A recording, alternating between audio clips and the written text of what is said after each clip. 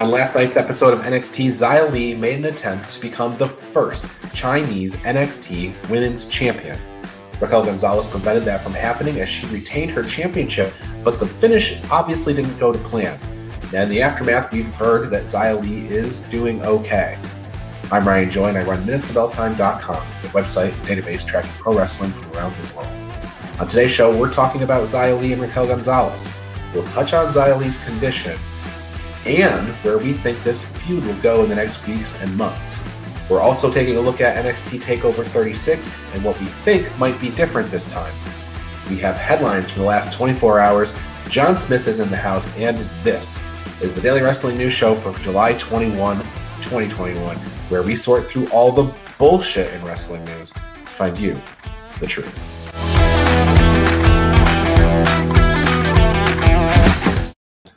All right, John Smith, welcome to the show. Hey, thanks for having me again, man. No bullshit here, right? That's right. We don't deal in that.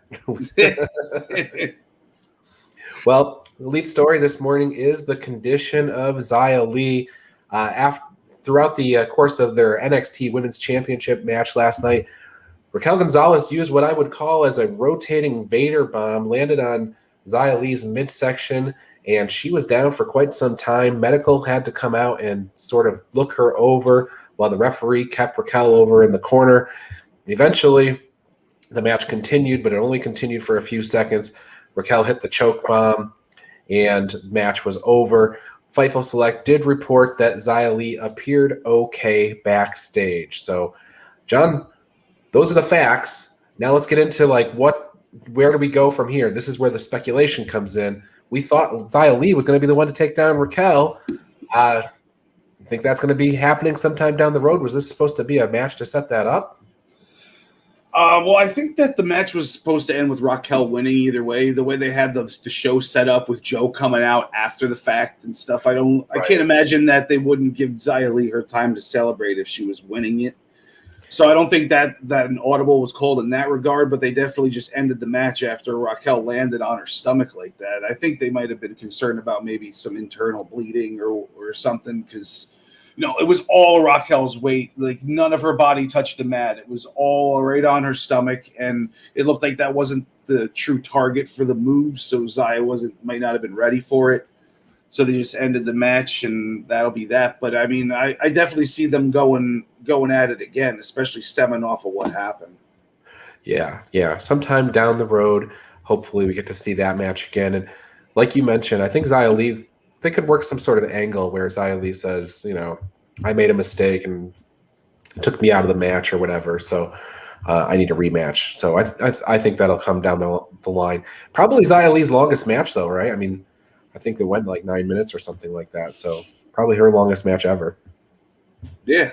I mean, it definitely was going to go a few more minutes, too, if it didn't end that way. Exactly. Well, Al Carl chiming in within the comments, he says Dakota Kai wins the NXT title at TakeOver. Let's go. So let's talk about NXT TakeOver 36. The women's division is very interesting for that event, but it's main eventing SummerSlam weekend. WWE, get your SummerSlam show out of the way on Saturday. TakeOver is on Sunday this time around. So NXT TakeOver 36 Sunday, August 22nd. I really like that news. It's much better than it being on a Friday, I think. I like pay-per-views on Sundays. Maybe it's just the traditionalist in me, but Sunday's always been pay-per-view day. Football, of course, during football season, but still at night, it's pay-per-view night, once a month. Yeah, exactly. So I think TakeOver, this case being on Sunday, it's interesting. We got Cross competing on Raw. Does he have a match on SummerSlam and then again at TakeOver? Do they try to finish this, or do they just all think logically about this and say, okay, Cross is not working SummerSlam because he's got to work TakeOver? Or does Cross work SummerSlam and then they don't think they can get him back to Florida for TakeOver, so he doesn't work TakeOver? I think it's a good way for them to get the belt off him if he can work both. He can go up against Jeff Hardy and destroy him, but not in a squash where he gets a little banged up. and then maybe his opponent for the next night interferes in that match or comes and attacks him afterwards. That way he's really softened up for him at TakeOver, and then he ends up losing to, I don't even know who. At this point, I can't even think of who would beat Cross right now. But I mean, maybe Pete Dunne. That would be fun. You're not going with the Samoa Joe. That's, to me, it seems like they're going to have a fight of some kind. But we haven't heard anything about Joe being cleared, and we don't know what's going on there. But that seems to be the angle. I feel like that's more long-term booking. But if they're going to be pulling Cross up to Raw, then it can't be long-term booking. They gotta wrap it up with him and Joe at some point. But do they really put Joe back on the roster and give him the title and have him back in full wrestler mode? I don't even know. I haven't heard anything about that. Yeah, I mean, I guess it was one thing when they did it with Finn Balor, but even Balor had to work there a while before he got the title. It wasn't like he got one match and he got the belt. So. Yeah, he didn't even get that belt when he was supposed to. He should have gotten it later. He was probably slated to beat Karrion Kross maybe around WrestleMania time instead of losing it to Kross. Sure. Al Carl chiming in. Kevin Owens did double duty SummerSlam weekend in 2016, he thinks. Dropped the title to Balor at TakeOver, then fought Cesaro at SummerSlam. The only thing here is that when they announced the TakeOver 36, they didn't say live from Vegas or anything like that, so it had me thinking that it was probably going to be back in Florida at the CWC, or maybe they'll go to Full Sail, or maybe they'll get to a bigger venue. But it's one thing to do that in the same city. It's another thing to have to travel that day. It seems to open up some risk, but maybe I'm just overthinking that. So, yeah, I think they would be able to figure it out. They got their private planes and whatnot, so. Oh, that's true. That's true. If they needed to put Cross on a private plane, they probably could do that. You're right. Yeah. But SummerSlam curtain jerking the weekend. TakeOver main event. What do you think about the women's division, though? Al brings up Dakota Kai for Raquel at TakeOver. Is it going to be back to Xia Li, or? I think it's too soon for Dakota Kai. Like, are they going to just give us an abbreviated version of the breakup leading up to, that's only 3 weeks away, or three more NXT shows beforehand, maybe 4. So like, I don't know if that's enough time, especially considering how long they've been together. Maybe they'll give EO another shot at it. Frankie Monet, I think it might be too soon for her too. I'm trying to look through the list right now of they don't have, like, maybe they could do Candice LeRae but Candice has seemed pretty busy doing other things. There's nobody that's really been heated up to take on Raquel, and the people that like Shotzi Blackheart might have been an option, but they pulled her up.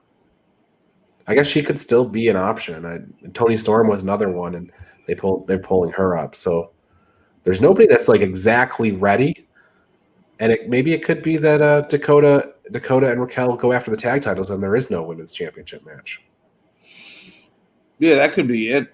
But maybe it'll be Xia Li, actually. I think now that it's actually a story, and they've probably seen so many people, like they probably get a report of how many people are Googling her and looking her up on Twitter and whatnot to try to see if she's okay. Like, that kind of stuff matters to them, I think, and they might turn that into more of a storyline for her and give her the shot right away again. Sure. Yeah, I think they'd be well served to run that back. I don't know if they'll do it at TakeOver or not, but it's definitely something that they can noodle around about, I guess. Any other matches that you can think of coming up for SummerSlam weekend? Cameron Grimes and LA Knight, they've got to be doing something. I like them to be the ones that take the titles from MSK. I'd like to see that work out somehow because of that love-hate relationship. Them holding the titles at the same time too would be pretty fun. Do you think it's a situation where they remain at odds with each other, or do they kind of get on the same page? And if so, is it Cameron Grimes turning heel, or is LA Knight turning face? I think it stays the way it is for a while, and if it ends up being where they are on the same page, I think they're both heels at that point. Gotcha. Yeah, I think so. I think that tag team makes a ton of sense to me. Eventually, they just kind of, I don't know if they work it out or if LA Knight orders him to stand in the corner or whatever. But yeah, I think that sounds good to me as a tag team. I like the whole idea of him forcing Grimes to beat up Drake at the end too. That was fun. Yeah. Anything else kind of sticking out to you for TakeOver? Usually a 5-match card. It's hard to tell with all these people potentially going up. Like, is Bronson Reed going to do anything more than this Adam Cole match before he goes up and things like that? I think we'll probably get Bobby Fish versus Roddy Strong. I think they're leading towards that. We got probably Swerve versus Santos again. And is it going to be a Symphony of Destruction match? Because that seems to be what they were angling at last night with Hit Row and the music thing. And then we're supposed to have some mariachi thing last night. From maybe this one will be called Mariachi Madness. Yeah, right. No, I anticipate it being just a regular match. I mean, a ladder match would always be great, especially for these two. But they just did that with Devlin and Santos recently, so I don't think they're gonna go down that road right away again. Yeah. Swerve versus Escobar 2, Electric Boogaloo. And then Raquel said that after she beats Xia, there will be no one left. Dakota shot her a look. The turn is coming from Al Carl. Yeah, I think the turn's coming, but we'll see. We will see. Yeah, they got to make it quick if they want to do it. They got to start it next week, I guess. Yeah, because you want them to announce their matches a couple of weeks ahead of time, right? You don't want nothing worse than like, okay, the show's this weekend. Here's the 5 matches for the show. Exactly. You want people to get really invested and looking forward to it for a couple of weeks before you get there. And we might get the finals of the breakout tournament at TakeOver. That would make sense. If it works out, they might be. I think they're only doing one a week though, so it might not work out that way. Right. All right. Well, also on NXT, just to kind of wrap up our discussion on NXT, next week we have Adam Cole versus Bronson Reed. We have Pete Dunne and Oney Lorcan versus Timothy Thatcher and Tommaso Ciampa. And we have Carmelo Hayes versus Josh Briggs in the breakout tournament. And that covers up on what NXT is doing next week. And that's on Sci-Fi. They're on Sci-Fi. So they didn't announce any ECW revival, unfortunately, John. Yeah, they dropped the ball on that one, man. Yes. Although Beth Phoenix talk about zombies. Yeah, well, the Thatcher and Ciampa versus Oney and Pete Dunne, that would have fit perfect into an ECW themed show. Sure. An alien on a pole match for sure. Well, all right. Well, we have a break coming up. Before we get to our break, we've been talking about TakeOver. We've been talking about SummerSlam. SummerSlam weekend, there's another show that everybody needs to be paying attention to, and it comes on at 3 p.m. on all the Eastern Observer outlets. It is the Essential Wrestling Podcast's SummerSlam special. You need to tune in to that show to get this panel's analysis on who they think is going to win the matches at SummerSlam. They can speculate, talk about maybe post SummerSlam call-ups. That's always a thing. So might be a lot of fun. John, anything on that show that you're particularly looking forward to in terms of, it looks like we're going to get Seth Rollins and Edge. Looks like we're going to get Roman and Cena. Who knows what else? I don't really know of other matches that I'm really predicting at the moment, but I just always look forward to doing these special shows because it gives us a little more time to go in depth about things. We usually split, like on the other podcast, it's like it's almost 2 hours, but we're going over like 5 promotions and we've got to get through the whole week of stuff. This is all about one show for 2 hours, and we get to spend 20 minutes on each match, which is fun because then we get everybody's full perspective on how things might or should go. I like doing that. Right. It's like the Essential Wrestling Podcast, the extended edition is kind of what it is. Yeah. Basically, yeah. Now, Al Carl said, he's been chiming in here at the beginning of the show, but he did put a comment in the chat. Got to head out going swimming with James Wheeler. I read that as swinging, and I was going to ask whether or not he knew the definition of swinging, but I guess he's going swimming. I think the definition is going to Swinger's Palace. That's called swinging, right? Swinging, yeah. Right. I think we'll keep it clean for this show, and we'll go with that. All right, well, we have a short break coming up, and after that, we got to talk about Kota Ibushi, the NWA Champion Series, The Rock, and other things in the second half of the show, so stick with us. We'll be right back. If you love the Daily Wrestling News Show, then I want to tell you how you can support us. First, check out bodyslamclothes.com. You can get a variety of shirts for just $20, and all of them come in the super soft style, and the price you see includes all sizes and shipping. Get 10% off 2 or more shirts with the promo code SHIRTS10. Go to bodyslamclothes.com right now to check it out. And join Joey Jarzenka, Ian Schreier, and Rob DeLuca on Monday nights for the Primetime Rundown. They take you through the world of sports, and the show kicks off each Monday at 7 p.m. on the Eastern Observer. And each Tuesday, Al Carl hosts the Essential Wrestling Podcast alongside John Smith, myself, John DeConnie, and Gary Mahaffey. It's another week of updates and highlights in the world of wrestling. Here are our analysis on who we think is going to win the week's matches. Coverage begins at 6 p.m. on the Eastern Observer. And Pro Wrestling Pick'em. It's a place where you can join or host a Pick'em League to test your predictive skills in the world of pro wrestling. Create an account and join a league now at ProWrestlingPick'em.com so you can play against your friends or play against the universe. And the Body Slam Brigade newsletter, currently going out to over 4,200 people each Friday. It consolidates all the top stories in professional wrestling into a quick-to-read email written by me for you for free. Sign up now at bodyslambrigade.com. And of course, this show, the Daily Wrestling News Show. We're here every day, Monday through Thursday, and occasionally on Friday. You can listen to us on Apple Podcasts and Spotify, or watch us live on Facebook and YouTube at 10 a.m. This is the Daily Wrestling News Show, and we thank you for your support.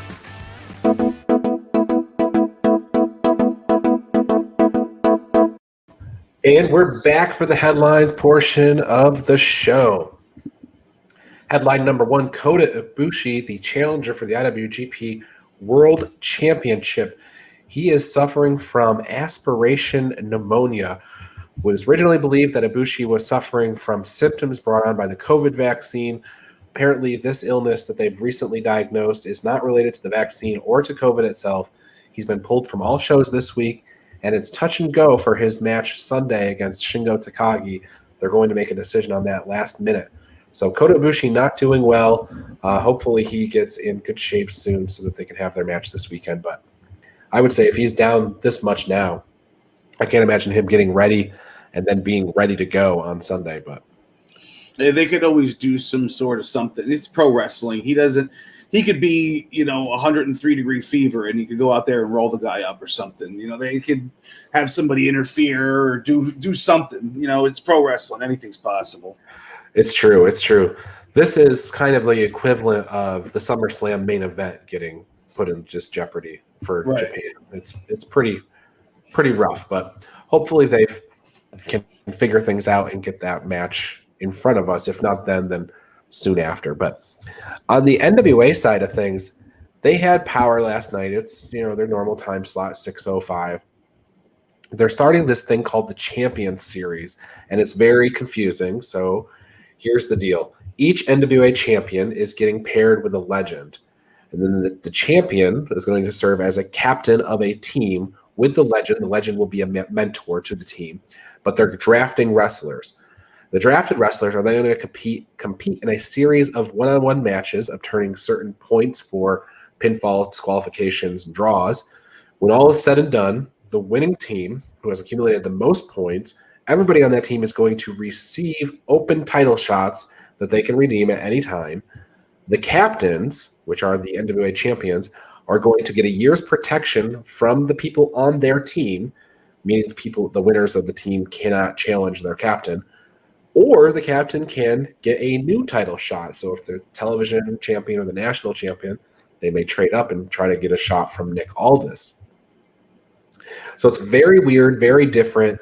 The captains and so you have Taryn Tyrell with Aaron Stevens, Velvet Sky with Pope, Austin Idol with Camille, and Melina with Nick Aldis. They did their draft yesterday, so we've got guys in there with like Tyrus, which is Brodus Clay, Lady Frost, JTG, Genocide, Tom Latimer, Fred Rosser, Slice Boogie. So it's a whole selection of people that are going to be competing against each other.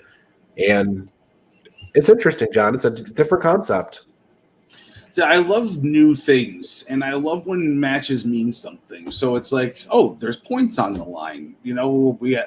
I have a title shot in the future on the line in some regard in this match. Like every match, it gives a match a reason to go 12, 15 minutes when it's just two random people going up against each other. I love when matches mean something, and I like tournament style things. So this is right up my alley. I think it's going to be playing out over the next 3 weeks on their television. And then it'll be kind of interesting to see how things fall out, because you'll have there's 5 people on each team. So in theory, you have 5 people that are holding a Money in the Bank briefcase. Now, I don't know if it's sort of similar or they have to call their shot ahead of time. They haven't really said that, but they have an open contract that they can utilize any time, and you only have one champion on the show that's going to be immune from this. So, and how many titles do they have? A world, a television, and a U.S. So they have Nick Aldis holds the world championship. They've got a television championship held by the Pope. They have the national championship, which is held by Chris Adonis. They have the tag titles, which Aaron Stevens is one champion. And then they also have the women's championship currently held by Camille. So, it's fun in here because the people that are in the list, they got Trevor Murdoch in here. They got Tom Latimer. Those guys are kind of top of the line at NWA as far as non-champions. But everybody else is kind of like they could be building into, their next level stars, legitimate challengers. So it's kind of fun in that way. They might be creating some stars here. Yeah, there's a lot that could come out of this. Not just how this whole thing could be, good for anybody, but after the fact, it could be good for 4 different people. Exactly. Somebody who might not typically get a title shot happens to be on the good, strong team, so now they're holding an open shot. It's right. kind of fun.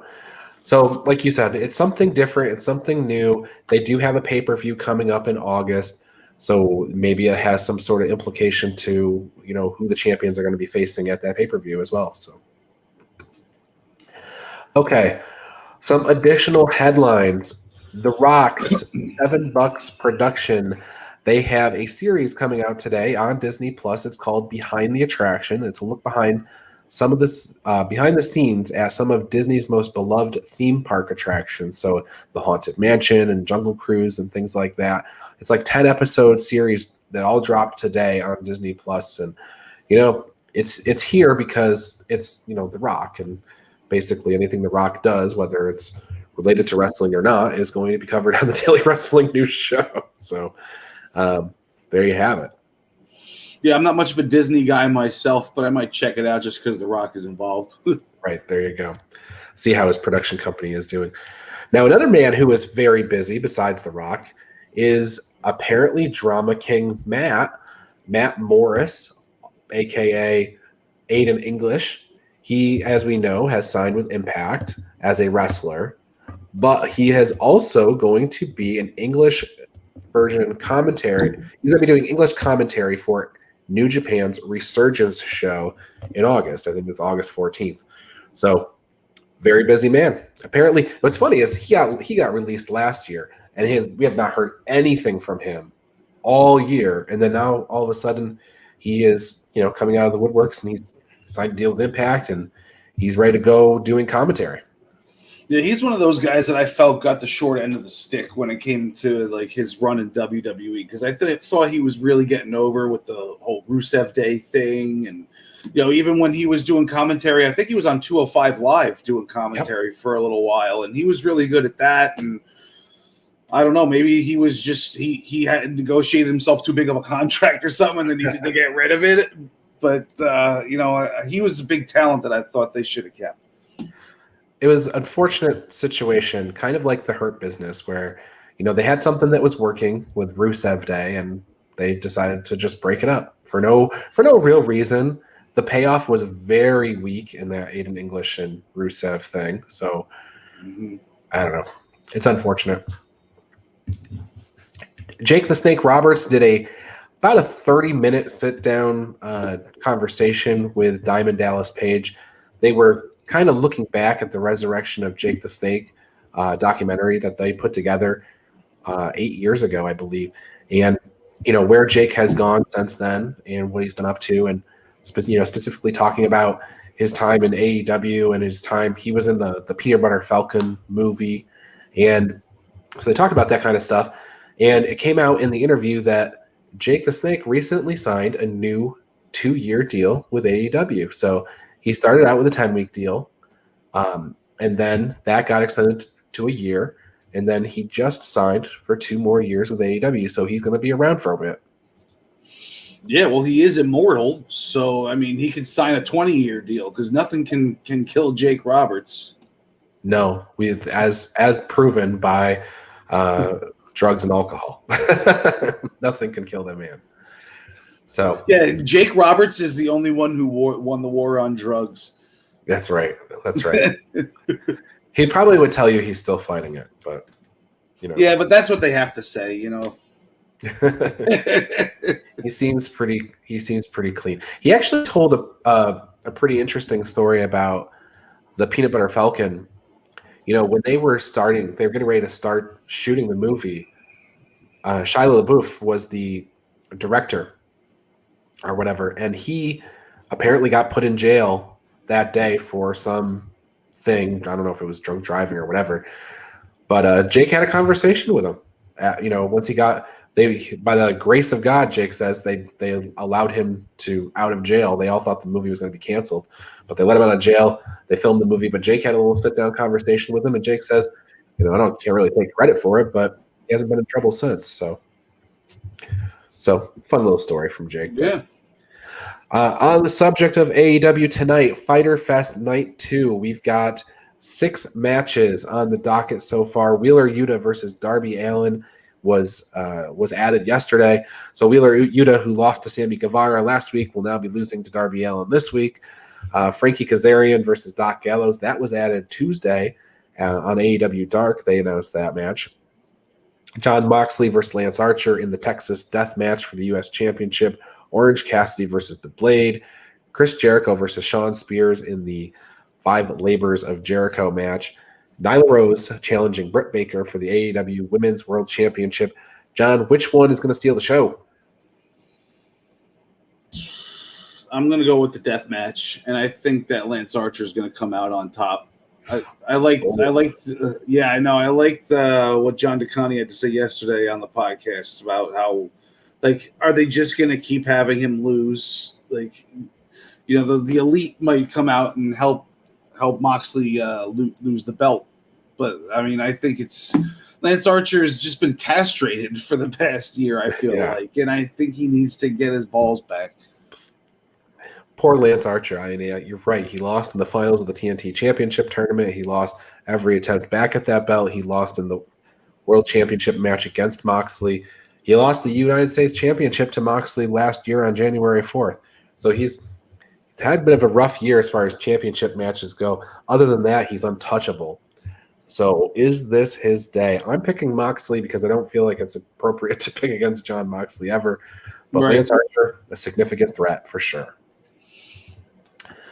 John, before we get out of here today, any words of advice? I do have a word of advice about it's about fantasy football, and I don't know how much you play or how much our listeners play because this is a wrestling show, but there was a big injury in fantasy football yesterday, and the running back on the Rams blew out his Achilles.